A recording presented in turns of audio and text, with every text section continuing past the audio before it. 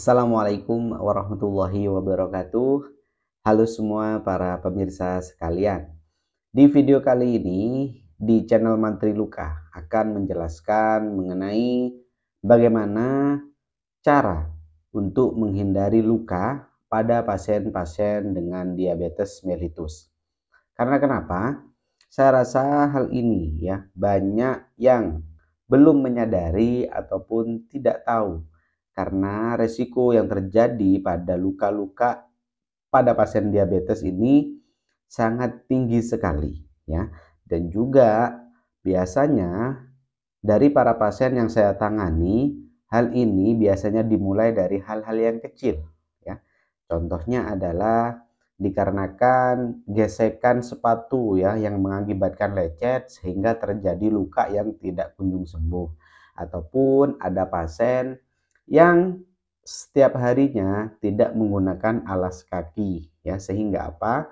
Sehingga terjadi trauma yang disebabkan oleh benda asing yang ada di lingkungan sekitar ya, dan terjadi luka yang akhirnya menjadi sebuah cerita yang lama. Hal tersebut saya rasa penting untuk pasien diabetes agar mengetahui bagaimana sih langkah-langkah dan hal-hal yang perlu diperhatikan agar terhindar dari yang namanya luka ya. Seperti yang diketahui kita semua, pasien dengan diabetes mellitus ya ataupun para pemirsa nih yang sedang mempunyai diabetes mellitus harus tahu ya tentang edukasi kesehatan seputar diabetes.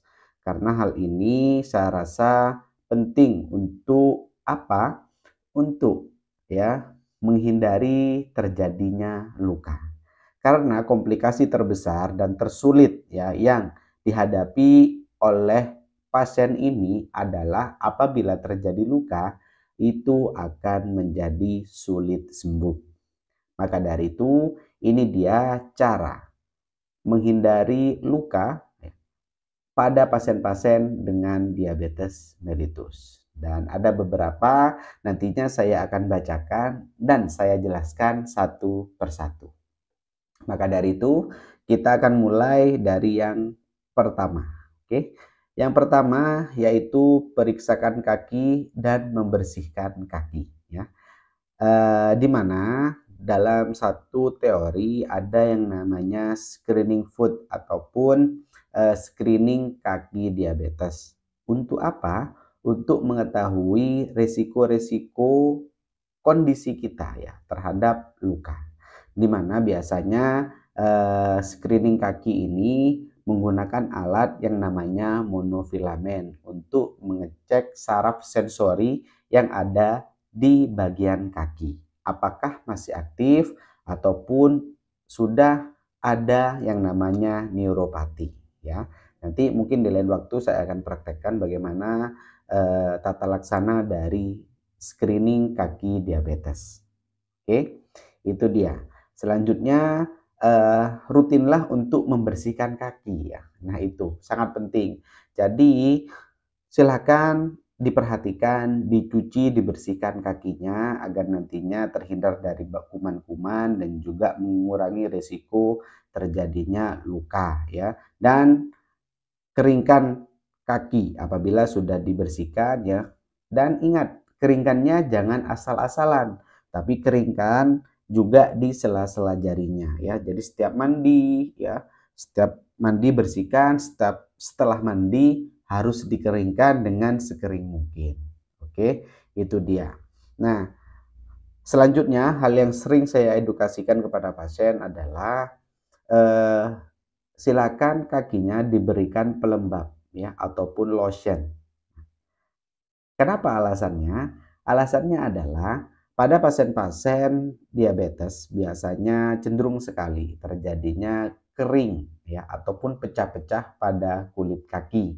Nah, hal tersebut nantinya apabila ada gesekan maka itu terjadi luka.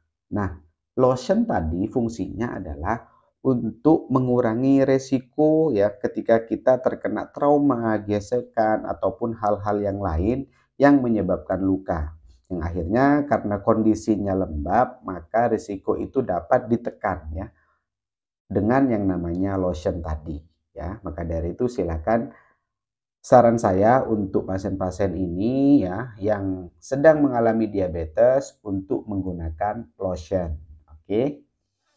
Oke, selanjutnya adalah sebentar. Cara memotong kuku ya. Nah, ini biasanya untuk memotong kuku ini silakan potong kukunya sejajar ya ataupun lurus dengan bentuk aslinya ya. Jangan sampai memotong kuku itu bengkok-bengkok gitu kan, tidak rapi. Jadi silakan memotong kuku dengan lurus ya. Selanjutnya adalah gunakan kaos kaki. Nah, ini biasanya juga pasien-pasien yang mengalami diabetes disarankan memang memakai kaos kaki. Ya, alasannya agar apa? Agar terhindar dari yang namanya trauma tadi ya. Banyak sekali kasus-kasus ketika luka tanpa disadari, contohnya tiba-tiba luka, tiba-tiba bengkak, tiba-tiba bernanah. Nah, hal-hal tersebut bisa dihindari dengan apa yang saya sampaikan saat ini. Oke, selanjutnya memakai sepatu ataupun sandal yang pas ya, jangan sampai kekecilan. Dan periksa sepatu apabila para pemirsa sekalian ini ingin memakainya. Ditakutkan nanti ada batu atau ada hal-hal yang tajam sehingga apa? Sehingga nantinya membuat luka ya.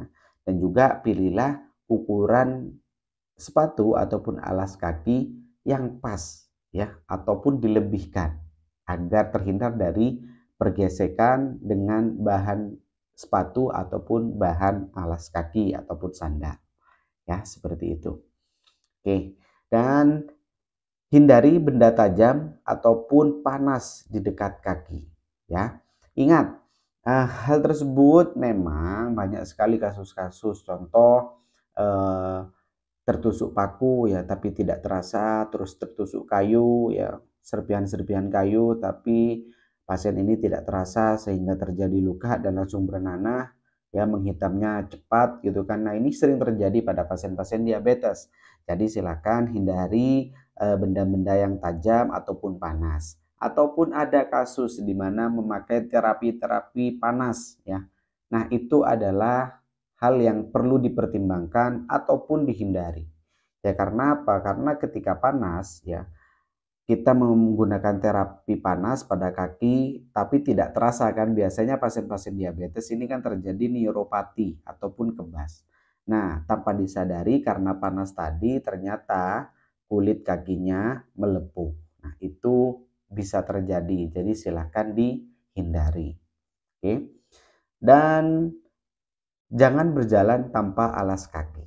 Nah, ini dia hal yang penting. Hal sepele, tapi kadang pasien-pasien ini meremehkan ya. Berjalan di rumah tanpa alas kaki, ya. Ya, itu is okay, tapi kita juga nggak tahu kan, di rumah itu mungkin sudah dibersihkan tapi ada sisa-sisa batu ya kan atau mainan ya kan. Tiba-tiba kakinya tertusuk ya. Itu hal-hal yang perlu dihindari. Jadi saran saya adalah silahkan untuk berjalan menggunakan alas kaki. Dan hal yang penting lagi adalah kebanyakan pasien ini saat terjadi luka masih menunggu lama untuk diperiksakan. Ya, ingat, luka diabetes ini beda dengan luka-luka yang lain. Ya, jadi luka diabetes ini walaupun kecil harus segera diperiksakan ke dokter ataupun ke perawat-perawat luka. Kenapa saya bilang seperti itu? Karena banyak sekali kasus-kasus yang saya tangani, luka itu sudah 2 minggu, sudah 1 bulan, dibiarkan begitu saja.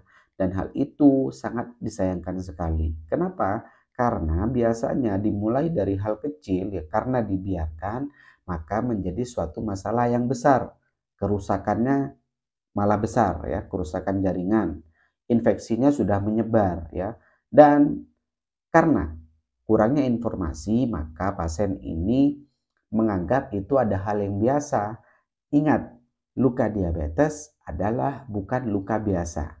tapi luka yang harus segera diperiksakan agar apa? Agar nantinya dapat segera tertangani dan juga mengurangi resiko yang namanya amputasi. Ya, itu dia hal-hal yang perlu diperhatikan bagi para pemirsa ataupun pasien yang sedang mengalami diabetes mellitus. Semoga penjelasan ini menjadi suatu hal yang diperhatikan ya dan juga dilaksanakan nantinya dalam kehidupan sehari-hari agar nantinya kita terhindar dari yang namanya luka diabetes. Terima kasih sudah menonton video ini dan terus dukung channel Mantri Luka, ataupun ada hal-hal yang ingin ditanyakan seputar perawatan luka, boleh silakan nanti dituliskan di kolom komentar, dan juga apabila ada yang menyarankan topik apa nih yang ingin kita bahas, boleh silakan dituliskan saja di kolom komentar, dan apabila ada hal yang kurang jelas boleh mengirimkan pertanyaannya melalui nomor WhatsApp saya. Sekian dari saya, terima kasih, terus support dan tonton video-video yang lainnya. Saya Muhammad Sibromulis, Mantri Luka, pamit undur diri. Saya akhiri, wassalamualaikum warahmatullahi wabarakatuh.